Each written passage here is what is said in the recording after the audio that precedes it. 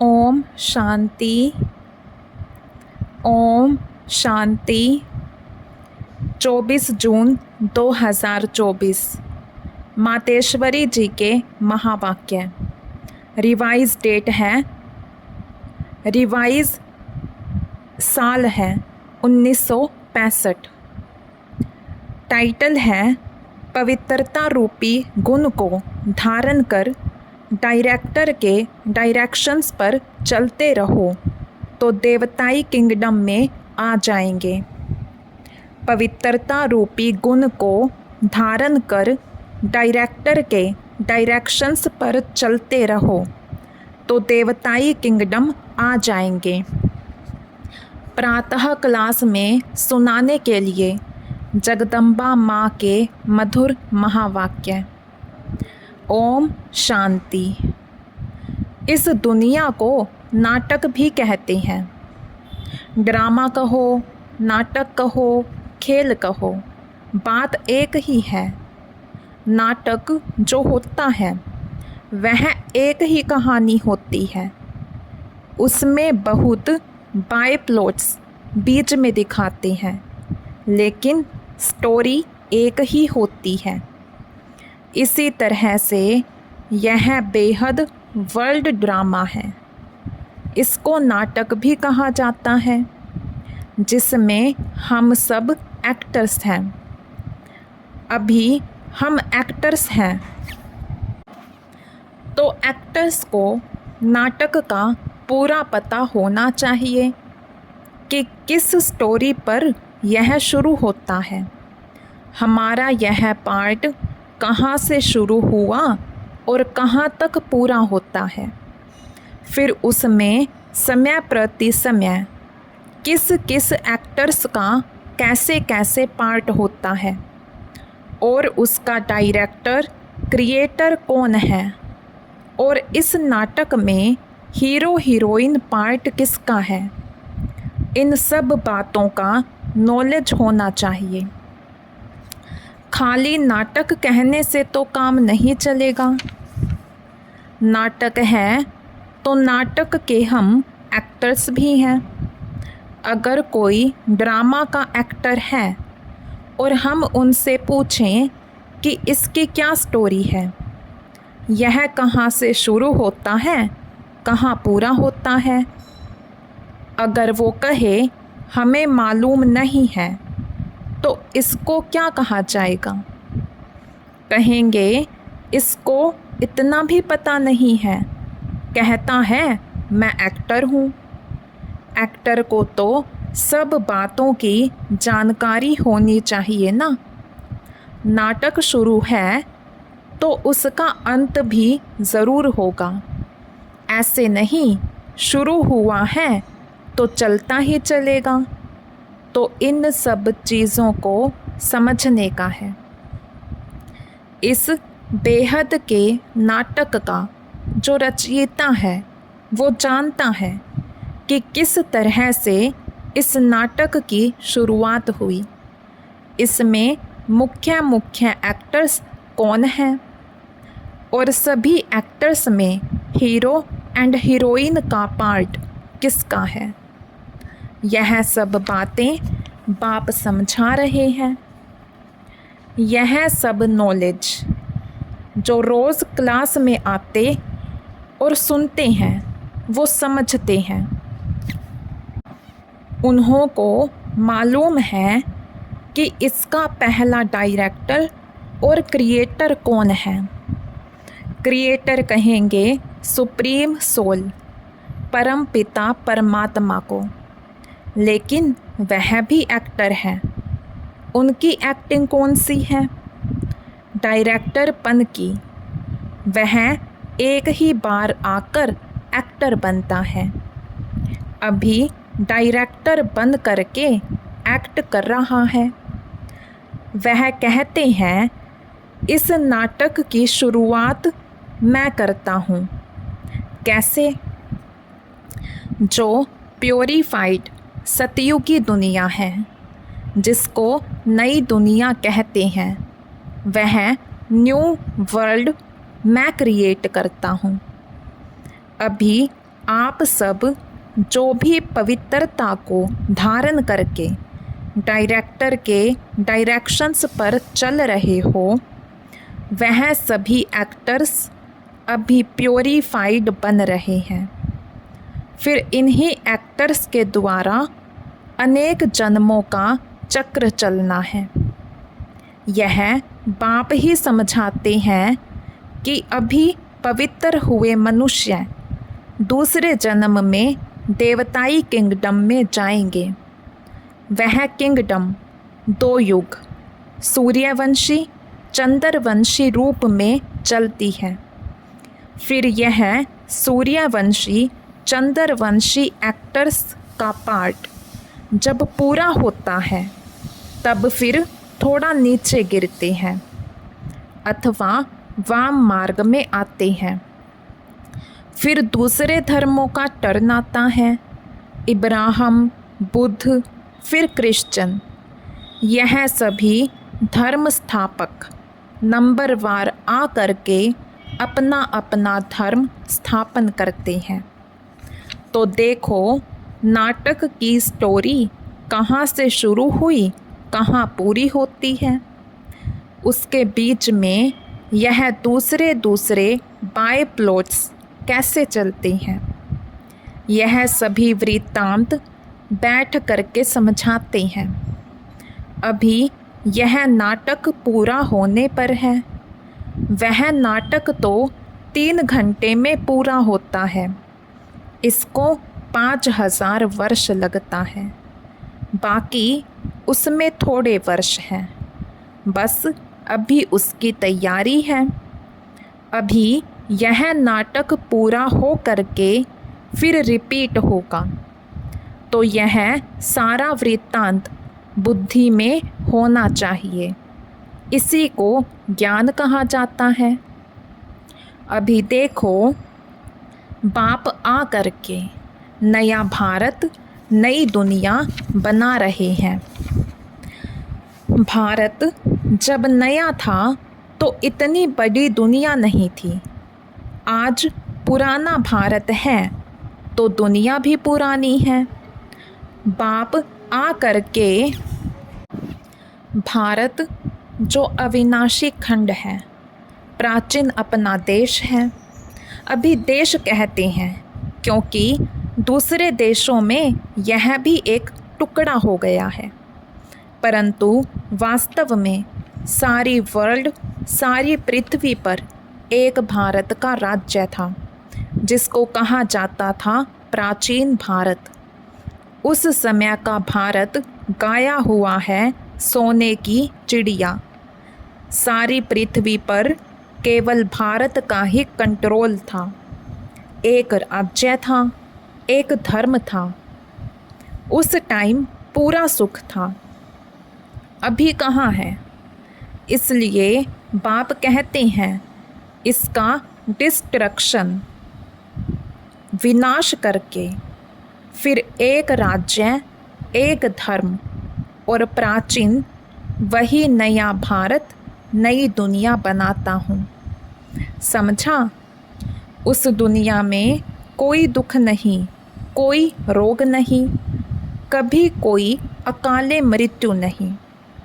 तो ऐसी लाइफ पाने के लिए पुरुषार्थ करो। मुफ्त में थोड़े ही मिलेगी, कुछ तो मेहनत करनी पड़ेगी।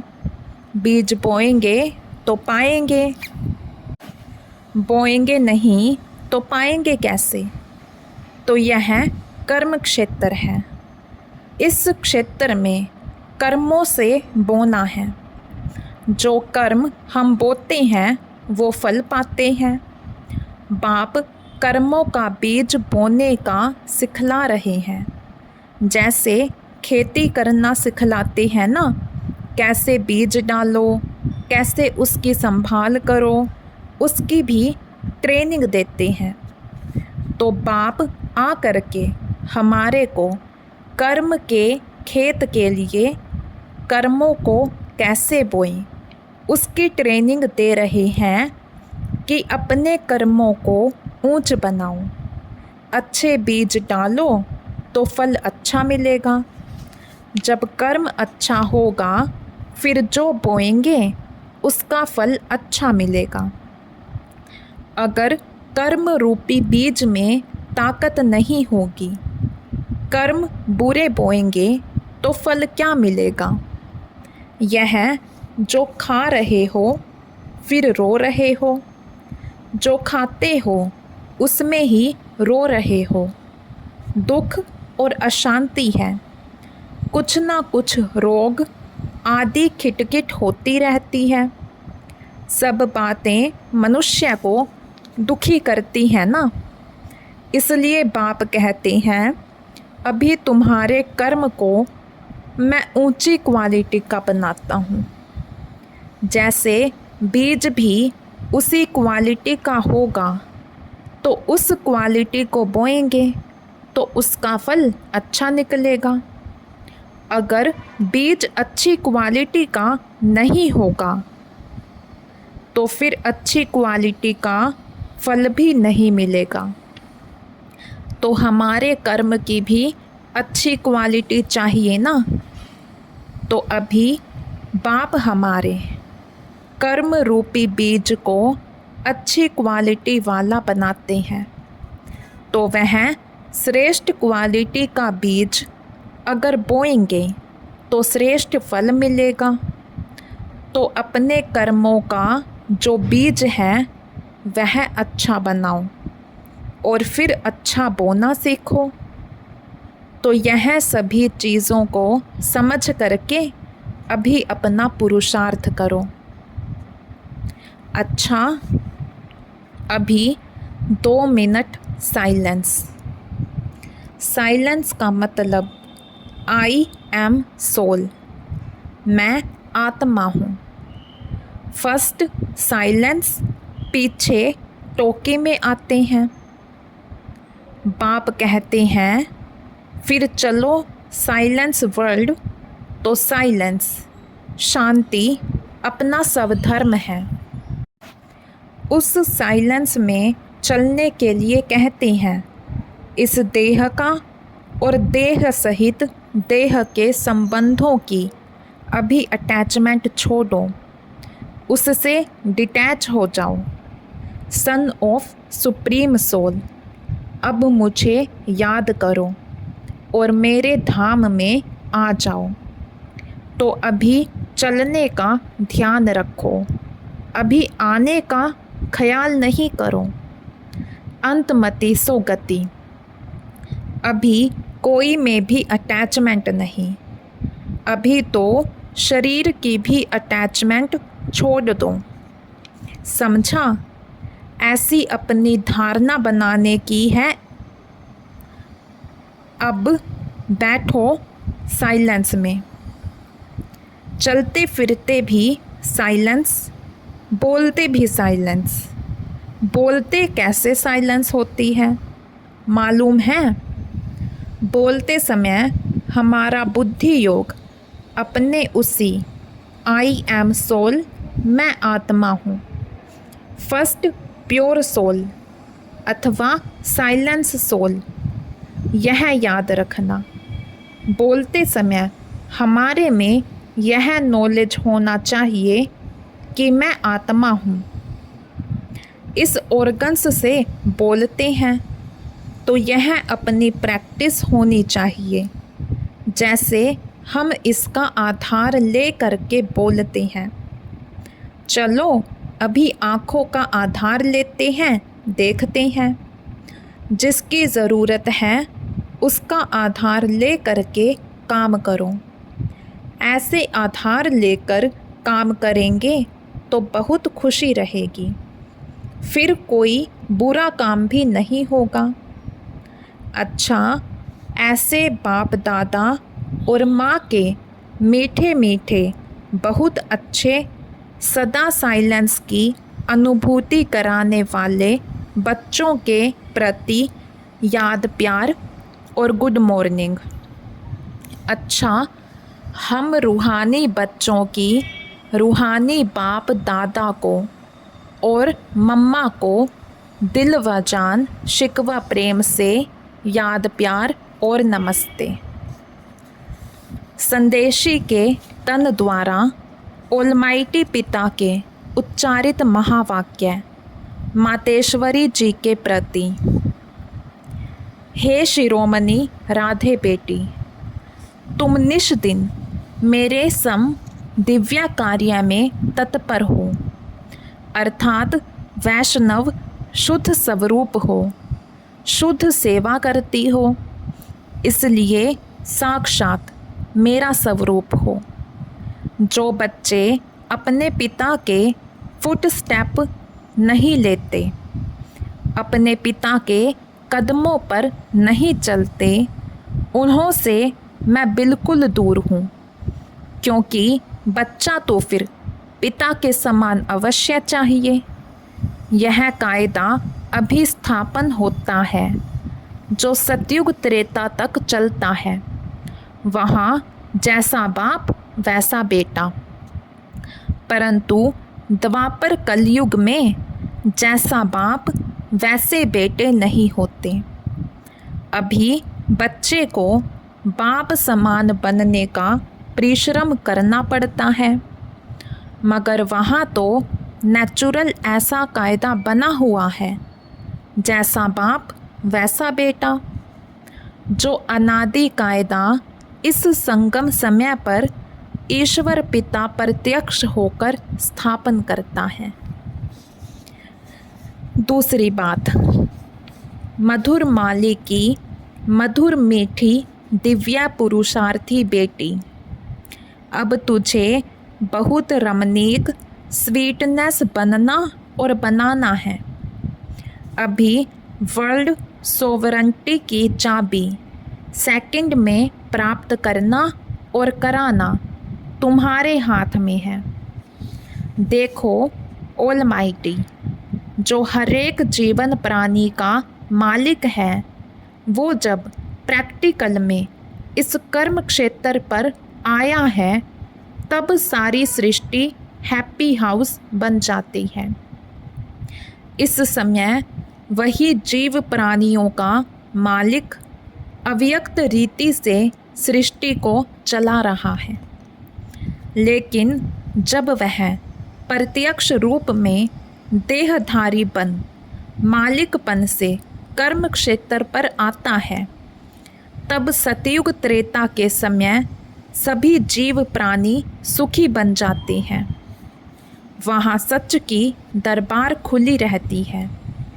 जिसने ईश्वरीय सुख प्राप्त करने अर्थ पुरुषार्थ किया है, उन्हों को वहाँ सदा के लिए सुख प्राप्त हो जाता है। इस समय सभी जीव प्राणियों को सुख का दान नहीं मिलता है, पुरुषार्थ ही प्रारब्ध को खींचता है। जिन्हों का ईश्वर से योग है, उन्हों को ईश्वर द्वारा संपूर्ण सुख का दान मिल जाता है। तीसरी बात, ओहो, तुम वही शक्ति हो जो अपनी ईश्वरीय ताकत का रंग दिखलाए इस आसुरी दुनिया का विनाश कर दैवी दुनिया की स्थापन कर रही हो। फिर पीछे सभी शक्तियों की महिमा निकलती है। अभी वह ताकत तुम्हारे में भर रही है। तुम सदा अपने ईश्वरीय बल और रूहाब के मर्तबे में रहो तो सदा अपार खुशी रहेगी, नित्य हर्षित मुख। तुमको नशा होना चाहिए कि मैं कौन हूँ, किसका हूँ, हमारा कितना सौभाग्य है, कितना बड़ा पद है। अभी तुम पहले सेल्फ का स्वराज्य प्राप्त करते हो, फिर सतयुग में युवराज बनेंगे, तो कितना नशा चाहिए। इस अपने भाग्य को देख खुशी में रहो। अपने लक को देखो, उससे कितनी लॉटरी मिलती है। ओहो, कितना श्रेष्ठ तेरा लक, जिस लक से वैकुंठ की लॉटरी मिल जाती है। समझा लकीएस्ट दैवी फूल बच्ची। चौथी बात, इस सुहावने संगम समय पर स्वयं निराकार परमात्मा ने साकार में आकर यह ईश्वरीय फैक्ट्री खोली है, जहाँ से कोई भी मनुष्य अपना विनाशी कखपन दे अविनाशी ज्ञान रतन ले सकता है। यह अविनाशी ज्ञान रत्नों की खरीददारी अति सूक्ष्म है, जिसको बुद्धि से खरीद करना है। यह कोई स्थूल वस्तु नहीं है जो इन नयनों से देखने में आए, मगर अति महीन, गुप्त, छिपी हुई होने के कारण इनको कोई भी लूट नहीं सकता है। ऐसा सर्वोत्तम ज्ञान खजाना प्राप्त करने से अति निरसंकल्प सुखदायक अवस्था रहती है। जब तक कोई ने यह अविनाशी ज्ञान रतन खरीद नहीं किया है, तब तक निश्चिंत, बेफिक्र, निरसंकल्प रह नहीं सकता। इसलिए इन अविनाशी ज्ञान रत्नों की कमाई कर अपने बुद्धि रूपी सूक्ष्म तिजोरी में धारण कर नित निश्चिंत रहना है। विनाशी धन में तो दुख समाया हुआ है और अविनाशी ज्ञान धन में सुख समाया हुआ है। पांचवी बात, जैसे सूर्य सागर के जल को खींचता है, जैसे सूर्य सागर के जल को खींचता है, जो फिर ऊंचे पहाड़ों पर बरसता है, वैसे यह भी डायरेक्ट ईश्वर द्वारा वर्षा बरसती है। कहते हैं शिव की जटाओं से गंगा निकलती है। अभी इनके मुख कवल द्वारा ज्ञान अमृत धारा बरस रही है, जिसको ही अविनाशी ईश्वरीय धारा कहा जाता है, जिससे तुम भागीरथ पुत्र पावन हो, अमर बन रहे हो। यह सिरताज बनाने की वंडरफुल मंडली है। यहाँ जो भी नर और नारी आएंगे वो सिरताज बन जाएंगे। दुनिया को भी मंडली कहा जाता है। मंडल अर्थात स्थान। अब यह मंडली कहाँ टिकी हुई है? ओम आकार में, अर्थात अहम स्वधर्म में। और सारी दुनिया स्वधर्म को भूल प्रकृति के धर्म में टिकी हुई है। तुम शक्तियाँ फिर प्रकृति को भूल अपने स्वधर्म में टिकी हुई हो। छठी बात, इस दुनिया में सभी मनुष्य निराकार ईश्वर को याद करते हैं, जिसे अपने नयनों से देखा भी नहीं है। उस निराकार में उन्हों का इतना अति प्यार रहता है, जो कहते हैं हे ईश्वर, अपने में मुझे लीन कर दो। परंतु कैसा वंडर है, जो स्वयं ईश्वर जब साकार में प्रत्यक्ष हुआ है, तब उनको पहचानते नहीं हैं। ईश्वर के बहुत प्यारे भक्त ऐसे कहते हैं, जिधर देखता हूँ उधर तुम ही तुम हो। भल वो देखते भी नहीं हैं, परंतु बुद्धि योग से यही महसूस करते हैं कि ईश्वर सर्वत्र है। लेकिन तुम अनुभव से कहते हो कि स्वयं निराकार ईश्वर प्रैक्टिकल साकार में यहाँ आए पधारा है। अब सहज ही तुम मेरे से आकर मिल सकते हो, परंतु कई मेरे बच्चे भी साकार में प्रभु पिता को पहचानते नहीं हैं। उन्हें निराकार अति मीठा लगता है, परंतु वह निराकार जो अभी साकार में प्रत्यक्ष है, उसको अगर पहचान लेवें तो कितनी ना प्राप्ति कर सकते हैं, क्योंकि प्राप्ति तो फिर भी साकार से होगी। बाकी जो ईश्वर को दूर निराकार समझते और देखते हैं, जिन्हों को कुछ प्राप्ति नहीं है, वो ठहरे भक्त, उन्हें कोई ज्ञान नहीं। अब साकार प्रभु पिता को जानने वाले ज्ञानी बच्चे सर्वदैवी गुणों की खुशबू से भरे हुए स्वीट फ्लावर अपने प्रभु पिता पर अपना जीवन ही चढ़ा देते हैं, जिससे उन्हें जन्म जन्मांतर संपूर्ण देवताई दिव्य शोभनिक तन प्राप्त हो जाता है। 7वीं बात, सेल्फ को जानने से ही तुम्हें राइट रोंग, सत्य असत्य की परख आ गई है। इस ईश्वरीय ज्ञान से ट्रुथ जबान रहती है, जिससे किसी का संगदोष चढ़ नहीं सकता। संगदोष की छाया उसके ऊपर पड़ती है जो खुद अज्ञानवश है। इस समय ट्रुथ जमाना है ही, इस समय ट्रुथ जमाना है ही नहीं, इसलिए किसी की जबान पर भरोसा ना रख, उन्हों से लिखत लिखवाते हैं। मनुष्यों का बोल अनट्रुथ निकलता है, असत्य निकलता है। अगर सत्य होता तो उसके महावाक्य पूजे जाते।